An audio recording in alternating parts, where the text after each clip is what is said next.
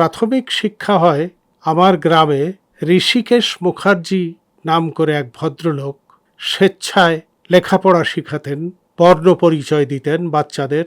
তারাইল মাঠের পাশে দোচালা একটা টিনের ঘরে, সেখানে হয় আমার বর্ণ পরিচয়। এরপরে ফুকরা মডেল স্কুলে ক্লাস 1 থেকে ক্লাস 5 পর্যন্ত।